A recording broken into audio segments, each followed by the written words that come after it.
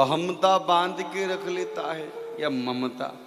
गृहस्थ को देखो तो ममता में लग जाता है, मेरा बेटा, मेरी बेटी, पोता पोती। चलो महाराज बड़ी मुश्किल से गृहस्थी छूटी, 50 साल में बाबा जी बन गए, वृंदावन में आश्रम बनाए ली। ममता तो गई, अहमता ने पकड़ ली। हमारे जैसा कोई नहीं, हम आश्रम के मठाधीश हो गए।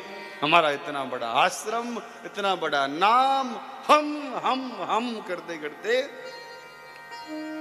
ये अहमता और ममता पतन के मुख्य कारण है। इनसे अलग हो जाओ। दक्ष ज्यादा मैं करता था तो भगवान ने उसको मेमना बना दिया।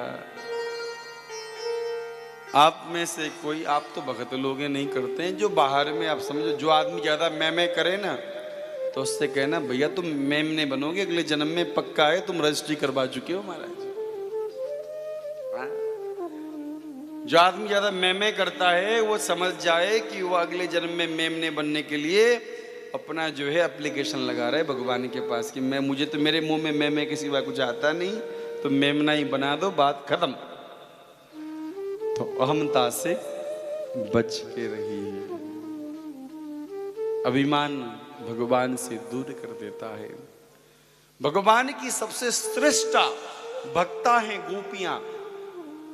श्रीमद् भागवत में प्रसंग आता है, भगवान सामने हैं, नाचने को तैयार हैं, पर गोपियों को जरा सी अभिमान आई। जिस कृष्ण को देखने के लिए कल तक हम कितनी लालायित रहते थी, वो कृष्ण आज हमारे बीच में नाचने को तैयार खड़ा है, हम कितनी महान है। बस अभिमान ऐसे आया, भगवान वहीं से अंतर्ध्यान हो गए। तब जाके गोपियों ने गोपी गीत गाया। भगवान मिल गए। मेरी बात मन और मस्तिष्क दोनों में बिठाइए। गोपियों को भगवान मिल गए। भगवान मिल गए तो भी अभिमान की वजह से अंतर्ध्यान हो गए।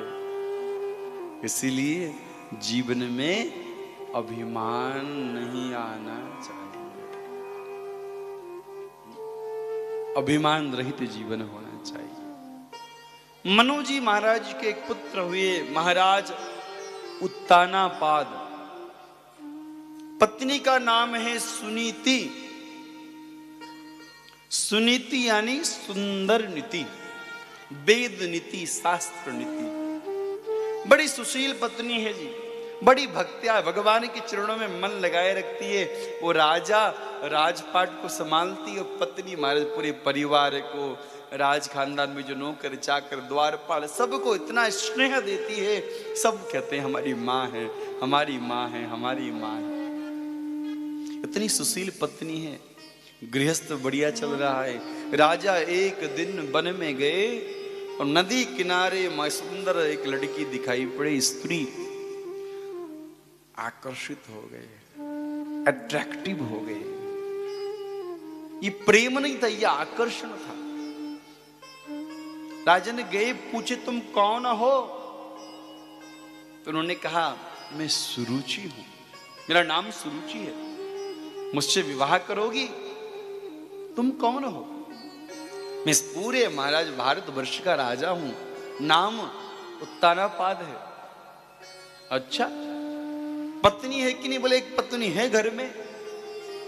उस पत्नी को अगर घर से निकालोगे तो मैं आ सकती हूं, पर एक म्यान में दो तलवार नहीं दे सकते साहब, या वो रहेगी या। सही बात कही। और पत्नी तलवार से कम थोड़ी होती है महाराज। ठीक कहा। बोलो राधे, जोर से बोलो।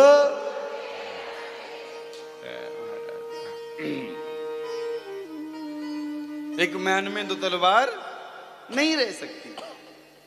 सुनीति इतनी सुशील थी। पति आए और कहा देवी तुम वन में निवास करो, एक भवन बना देंगे संतों की कुटिया के बगल में। माता सीता भी तो रही थी, तुम रह लोगी?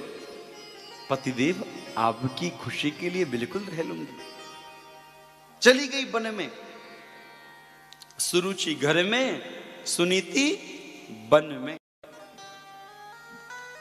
राजा ने एक दिन शिकार करते हुए वन में घूम रहे थे। संध्या काल के समय में ऋषि के आश्रम में पहुंचे। ऋषि संध्या करने बैठे थे, थोड़ा समय लग गया, रात्रि हो गई। संत से मिले बिना लौटने का मन हुआ नहीं। मनु के महाराज पुत्र थे। संत दर्शन करते करते लेट हो गया। रात्रि को वन में जो पत्नी थी सुनीति, उसके यहां जाकर रहे। कालांतर में एक पुत्र रत्न हुआ, नाम रखा गया ध्रुव। सुनीति नित्य संतों के पास जाती है, अपने बेटे को गोदी में बिठा के संत सत्संग सुनाते हैं। सुनीति खूब ध्यान से, बड़े चाव से सत्संग सुनती है। संतों ने एक दिन पूछा, बेटी तू रोज कथा में आती, प्रवचन में आती, साधु सेवा करती, झाड़ू बुआरू करती है, तू महारानी जैसी लगती नहीं, तेरे मन में क्या इच्छा है बता जरा। सुनीति ने कहा कि मेरे पति ने मुझे तो वन में भेज दिया, और जो घर में पत्नी है उनकी सुरुचि, उसका कोई संतान नहीं, उसे आप एक पुत्र रत्न आशीर्वाद दे रहे। क्या गजब की बात, जिस सौत ने घर से लात मार के निकाला उसके लिए बेटा मांगा सुनीति ने। संत बोले वाह वाह, तेरी जैसी जननी भारत में होगी तो कोई मां दुखी नहीं रहेगी। खूब आशीर्वाद दिया और सुरुचि ने भी एक बेटे को जन्म दिया, नाम रखा गया उत्तम। ध्यान से सुनना इस प्रसंग को। महाराज सुनीति का बेटा ध्रुव वन में पल रहा है, बड़ा हो रहा है। अब वो देखने लगा, समझने लगा कि मां मेरी है, ये संत गुरुदेव भगवान हैं, तो मेरे पिता कहाँ हैं। जब ध्रुव खेलने जाते हैं और संध्या काल के समय अपने मित्रों को देखते हैं अपने पिता के कंधे पे बैठ के घर की ओर लौटते हुए, ध्रुव की आंखें नम हो जाती हैं। आज एक ध्रुव के दोस्त ने पूछा कि भाई तुम्हारे पिता नहीं है क्या, तुम्हारे पिता कौन है, तुम्हें कभी लेने नहीं आते। ध्रुव दौड़ के गए, अपनी मां सुनीति से पूछा कि मां मेरे पिता कौन है। एक मां के लिए इससे बड़ी बात क्या हो सकती है कि वो अपने बेटे को पिता का नाम न बता सके। इससे दुख की कोई बात नहीं, पर वो सोचती है बता दूंगी तो जिद करेगा राजमहल जाने का, नया बखेड़ा खड़ा होगा, इससे बढ़िया बताना ही नहीं इसको। बात टाल दिया घुमा फिरा के। आज खेलते खेलते किसी बच्चे ने ध्रुव को टोक दिया, देखो बिन बाप का बेटा आ गया। अब ध्रुव के आंसू महाराज रुके नहीं, दौड़े दौड़े गए, अपनी मां के आंचल में लोटपोट होके आंचल को भिगा दिया। मां तूने क्या गलत किया जो वन में आके रहती है। मैं किसी पाप का अंश हूं, मैं तेरे गलत आचरण का फल हूं, मैं कौन हूं मां, मुझे बताती क्यों नहीं है। जब मेरे मित्र मुझसे पूछते हैं तो मुझे बताने का मन करता है। ना ना, मैं किसी पाप का फल नहीं, मेरे पिता हैं। मां मुझे अपने पिता को देखना है। क्या उस दुनिया में नहीं? ना बेटा ना, वो दुनिया में है। तुम हम बता ना मेरे पिता कौन है। बेटा छोड़ना, कोई बात नहीं, तो भूल जा ना। मां मुझे बता दे मेरे पिता कौन है। मेरा मन है एक बार पिता के गले से लगूं, उनके हृदय में मैं बैठूं। मां और कुछ नहीं, बस एक बार मैं पिता को ले आके अपने दोस्तों को दिखा दूंगा, देखो मैं बिन बाप का बेटा नहीं, मेरे बाप हैं। बस इतने के लिए पिता चाहिए। सुनीति मौन हो गई, आंसुओं से बेटे का अभिषेक कर दिया। बेटा तू किसी पाप का अंश नहीं, तू इस राज्य के राजा महाराज उत्तानापाद का पुत्र है। तेरी मां इस राज्य की बड़ महारानी है। मां मैं राजा का बेटा हूं। हाँ बेटा तुम राजा के बेटे, मैं राजपुत्र हूं। और देखो मेरे दोस्त मुझे क्या बोलते हैं, मेरे दोस्त बोलते हैं ये अनाथ है, इसका कोई बाप नहीं। मैं तो सब प्रजा का पालन करने वाला, जो सबका नाथ है, राजा, उसका बेटा हूं। मुझे अपने पिता से मिलना है। बेटा जिद नहीं करना पिता से मिलने की, छोड़, वो महल में रहते हैं, तुझे क्या पड़ी है जिद करने की, तुझे मिलने की बात मत कर। तो महाराज ध्रुव ने जिद की, मां मानी नहीं। अगले दिन आश्रम से कुछ बटुक राजमहल की तरफ जा रहे थे। ध्रुव भी बैलगाड़ी में बैठ के निकल गए। राजमहल के मुख्य द्वार पर छोटा सा 4.5 वर्ष का बालक उतरा। द्वारपाल की ओर गए न, तो ध्रुव के चेहरे पर महाराज उत्तानापाद और माता सुनीति का रिफ्लेक्शन था। वो चेहरा मिलता था। बूढ़े द्वारपाल थे, पुराने। दूर से देखा कि हमारे राजकुमार आ रहे हैं। दोनों द्वारपालों ने दोनों द्वार खोल दिए। राजकुमार, राजमहल में प्रथम बार आपके आगमन पर हम दीन द्वारपाल आपका स्वागत करते हैं। आओ महाराज। सुनीति इतना प्रेम करती थी अपने नौकरों से, अपने सेवकों से। द्वारपाल कभी सुनीति को भूल न पाए। जो सुरुचि बड़ी टेढ़ी है, बड़ी गुस्सैल है, सुनीति बड़ी शांत थी, सबको स्नेह से रखती थी। द्वारपाल आज भी याद करते हैं। और आज सुनीति के बेटे को देखा, द्वारपाल की आंखें भी नम हो गई और खोल दिया द्वार। हमारी महारानी का पुत्र है। दोनों द्वार खोल दिए। ध्रुव जी महाराज भीतर बढ़े तो सामने बगीचे में महाराज घूम रहे थे, टहल रहे थे। दूर से देखा, वो देखते ही पहचान लिए मेरा अंश है, मेरा बेटा है, क्योंकि चेहरा मिल रहा था उनसे। दौड़ के गए, गोदी में उठाया, हृदय से लगाया, अपने बेटे को दुलार किया। तो ध्रुव ने कहा, पिताजी इतने वर्षों बाद आपके दर्शन मिले मुझे। मेरी मां कहती है कि आप बहुत अच्छे स्वभाव के हैं। छोटी मां की वजह से हमसे मिलने नहीं आते, और आपकी कोई मजबूरी मेरी मां बता रही थी। मैं बच्चा हूं ना, समझ नहीं पाया। मेरे तो एक निवेदन है। क्या निवेदन बेटा? बस आप ना एक दिन मेरे साथ बने में चलो। मैं आपके कंधे पर बैठ के बने में जितनी भी कुटियां हैं उनके सामने से निकलना चाहता हूं, सबको दिखाना चाहता हूं मेरे भी पिता हैं।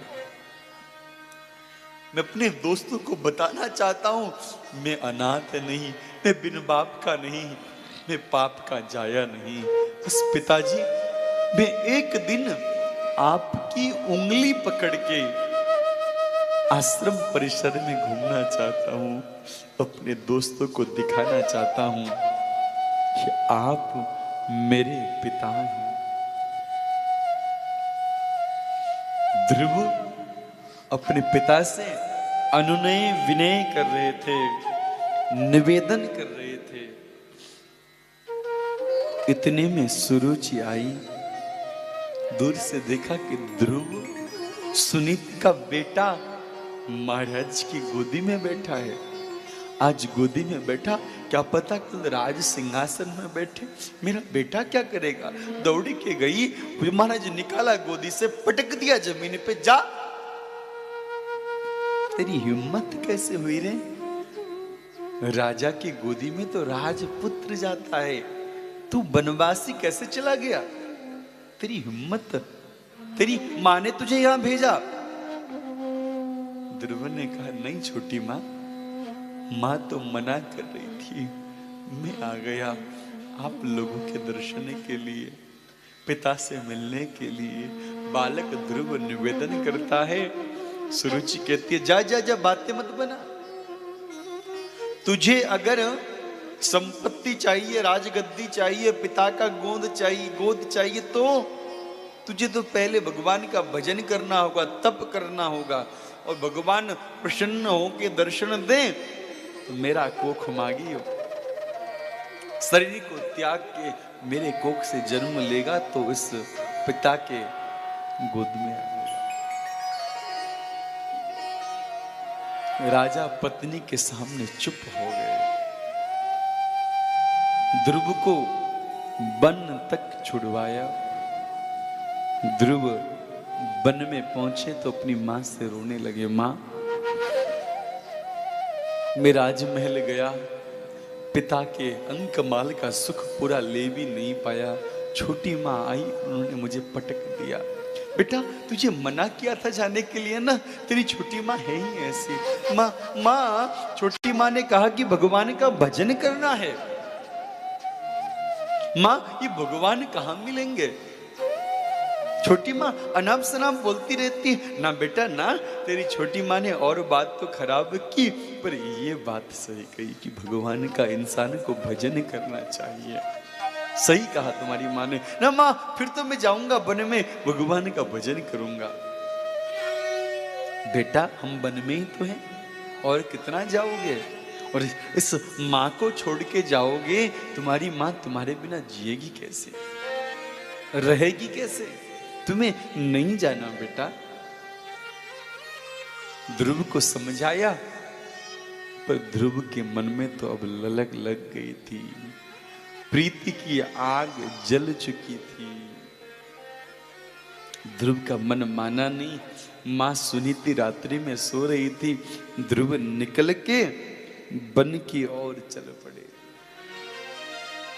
नारद जी आकाश मार्ग से कहीं जा रहे थे। उन्होंने देखा एक छोटा सा बालक मधुबनी की तरफ बढ़ रहा है।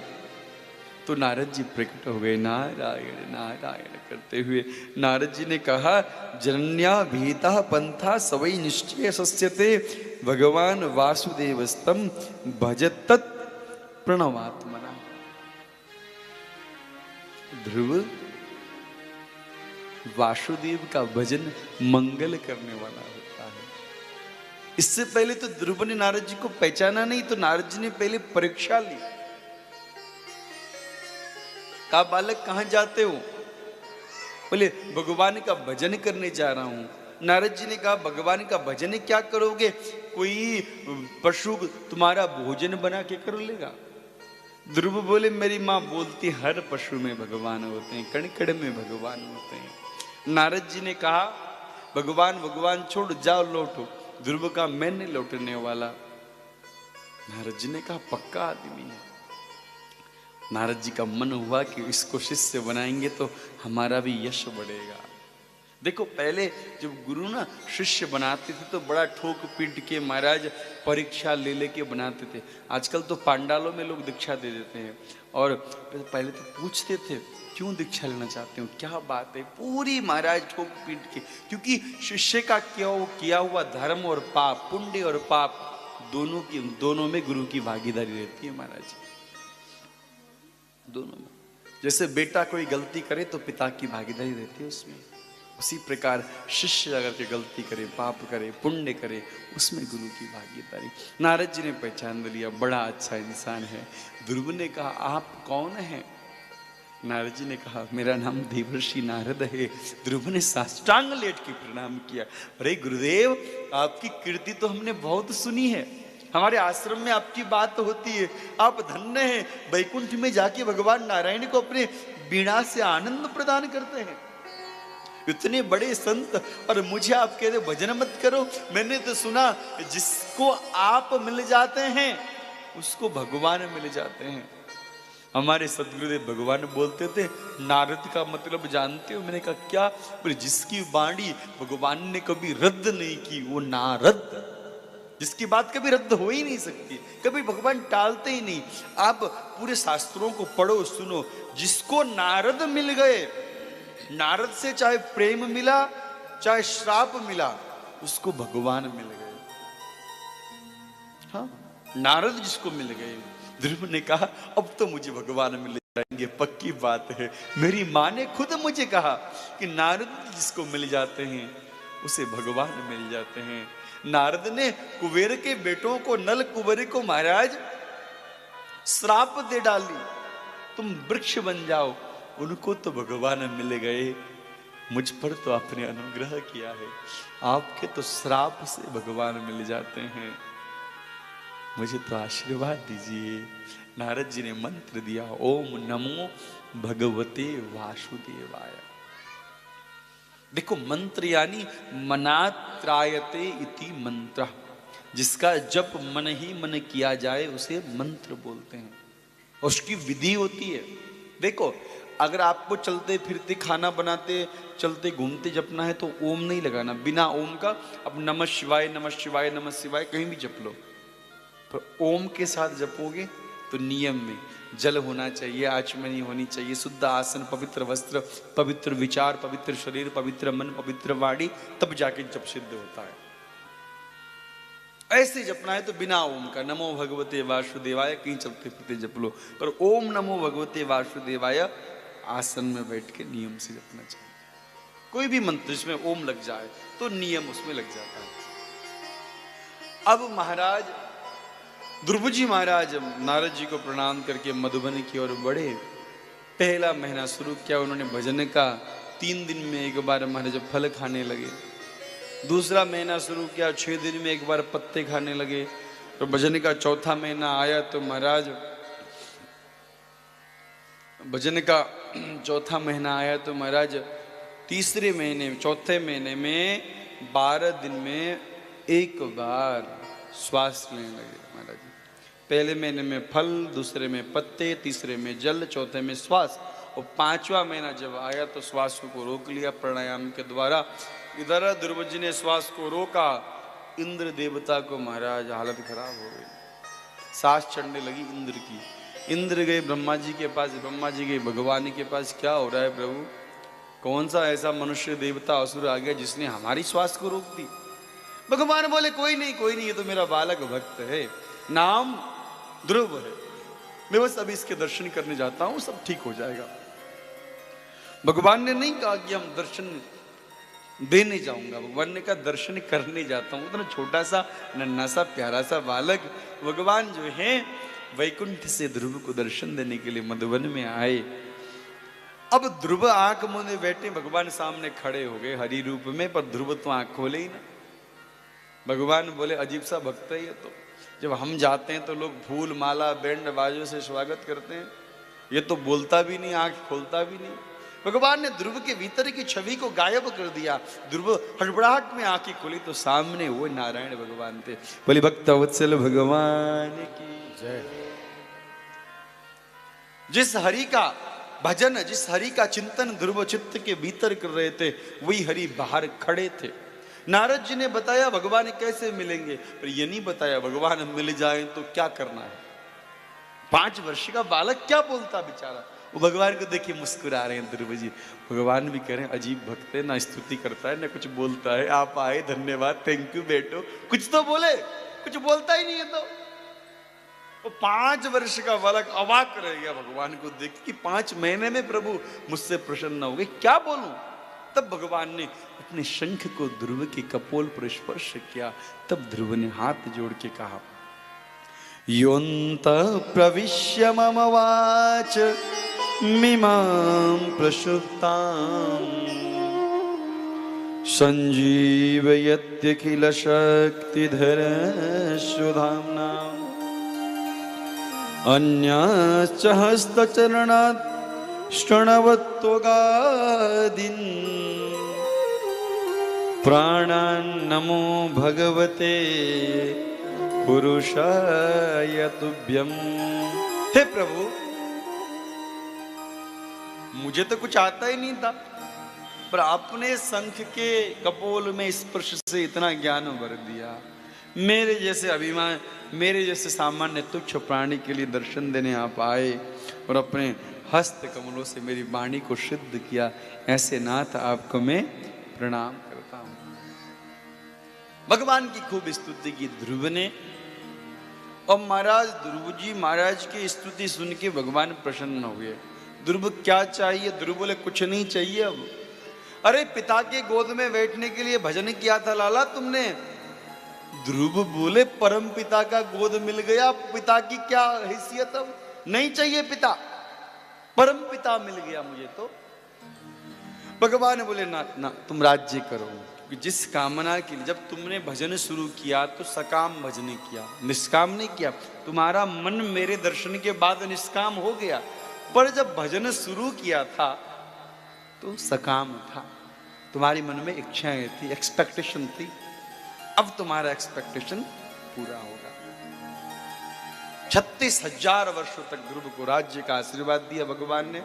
भगवान अपने धाम चले और ध्रुव जी महाराज वन से लौटने लगे तो नारद जी को खबर लगी। नारद जी इतने खुश, वाह वाह क्या कमाल, मेरे चेले को 5 महीने में भगवत प्राप्ति, वाह। अब तो महाराज ऐसा होता है कि नहीं, किसी इस इंस्टीट्यूट में कोई विद्यार्थी अव्वल नंबर लेके आए तो इंस्टीट्यूट हमारे पूरे मार्केट में बोर्ड लगाता है, हमारे विद्यार्थी ने टॉप कर दिया जी, टॉप। होता है कि अभी भी होता है। नारद जी बड़े प्रसन्न, हमारे चेले ने भगवत प्राप्ति कर ली, हमारे चेले ने। राजमहल पहुंचे, उत्तानापाद महाराज बैठे थे, अरे तुम बैठे बैठे रह गए, तुम्हारे बेटे को भगवान मिल गए, खड़े हो जाओ। उत्तानापाद, मेरे बेटे ने भगवान को पा लिया 5 वर्ष में, तुम्हारे बाल सफेद हो गए तो तुम्हारे बालक ने भगवान को पा लिया। राजा ने द्वार को सजाया, पूरा शहर में मंडप बनाया, केले के खंबे लगाए, बैंड बाजा लेके ध्रुव की अगवानी के लिए गए। ध्रुव उधर से आ रहे हैं, सबसे पहले पिता को प्रणाम किया, उसके बाद अपनी सौतेली माँ को प्रणाम किया। माँ, तू ना होती तो भगवान नहीं मिलते, तू कठोर वचन नहीं बोलती तो भगवान नहीं मिलते, तेरा क्या कितना शुक्रिया करो, उतना कम है महाराज। तो कभी कभी कटु वचन भी सुनने चाहिए। संत कहते हैं कि निंदक नियरे राखिए, आंगन कुटी समाए, और बिन साबुन बिन पानी के मैला धूला जाए। निंदक आपको प्यूरिफाई करता रहता है, आपकी कमियों को बढ़ाकर इतना कहता है कि आप अपने आप को और साफ करते जाते हैं, और प्यूरिफाई करते जाते हैं, और बढ़िया करते जाते हैं, आप में जो क्वालिटी हो बढ़ जाती हो। इसलिए निंदक होना बहुत जरूरी है। वो आप में और सुंदरता को ढूंढता है। आप जितना भी बढ़िया करोगे कुछ ना कुछ कमियां निकालेगा, आप और बढ़िया करोगे और बढ़िया करोगे। तो महाराज अपनी माता को प्रणाम किया, राजा चले गए वन को, और ध्रुव जी महाराज राजगद्दी संभाले, विवाह किया। उत्तम मारा गया यक्षों के संग युद्ध में, ध्रुव जी भी गए यक्ष के संग युद्ध करने, स्वयं मनुआ के समझाए। भगवान मिल गए, ध्रुव को सत्संग का अभाव था तो क्रोध आ गया, लड़ने चले गए। स्वयं मनु ने समझाया, तब जाके ध्रुव शांत हुए। 36,000 वर्षों तक राज्य किया। फिर ध्रुव जी महाराज ध्रुवलोक को चले गए। आज भी हम उनको याद करते हैं अपनी माँ के साथ। अब मेरी बात सुनो, हमने कथा सुनी महाराज उत्तानापाद की। उत्तानापाद मतलब जो उल्टा पैदा हो, उल्टा जन्म ले। तो हम सब उल्टे पैदा होते हैं, हम सब की 2 पत्नियां होती हैं। अब माताएं कह रही हैं हम खुद ही पत्नी हैं, हमारी पत्नियां कहाँ से आ गई महाराज जी, नई टेक्नोलॉजी आप और ले आए। तो पत्नी यानी मति, मैंने कहा था ना श्रीमती, पत्नी यानी बुद्धि। हम सब की 2 तरह की बुद्धि होती है, ये एक सुरुचि, एक सुनीति। सुनीति यानी पंडित जी कहते हैं जी ये करना चाहिए, ये नहीं करना चाहिए, ये खाना चाहिए, ये नहीं खाना चाहिए, हमारा शास्त्र बताता है, वेद बताते हैं, हमारे पुराण बताते हैं, ये सुनीति है। और सुरुचि जी अरे छोड़ो, पंडित पंडित तो बोलते रहते हैं, हम तो अपनी मनमानी करेंगे जी, ये सुरुचि। स्वस्य रुचि यस्य सुरुचि, जो अपनी मनमानी करे वो सुरुचि, अपनी रुचि के अनुसार करें। सुरुचि का भी फल उत्तम हो सकता है पर ज्यादा देर टिकने वाला नहीं है। और वेद मार्ग पे चलोगे, शास्त्र मार्ग पे चलोगे, ध्रुव हो जाओगे, अटल हो जाओगे। इसीलिए शास्त्रों के मार्ग पर हम सबको चलना चाहिए। बोले भक्तवत्सल भगवान की जय। समय भी लगभग हो गया है। कल हम सब नंदोत्सव मनाएंगे, धूमधाम से आना। कन्हैया का बर्थडे सेलिब्रेशन करना है तो उसी हिसाब से महाराज हैं, आ जाना आप सब आनंद से। हो सके तो हमारे ब्रिज में तो कहते हैं महाराज जिस दिन नंद उत्सव हो सब पीले ही पीले बन के आना महाराज, पीली साड़ियाँ और महाराज अब बढ़िया सुंदर। जब मंगल कार्य होता है तो महाराज जैसे ऐसे हम केसर और हल्दी लगाते हैं, ऐसे पूरा पीले होके आना, कन्या को माखन खिलाएंगे, गिफ्ट्स देंगे, तो गिफ्ट से लेके आना, हम खूब लुटाएंगे यहीं पर, ठीक है। अपनी तरफ से बर्थडे सेलिब्रेशन करने के लिए आना। और आज हमारे मंजू जी का वैवाहिक वर्षगांठ भी है। संत कहते हैं महाराज, बरस गांठ की गांठ में गांठ बरस की जाए। वर्षगांठ हुआ भी और एक वर्ष कम भी हो गया जिंदगी का।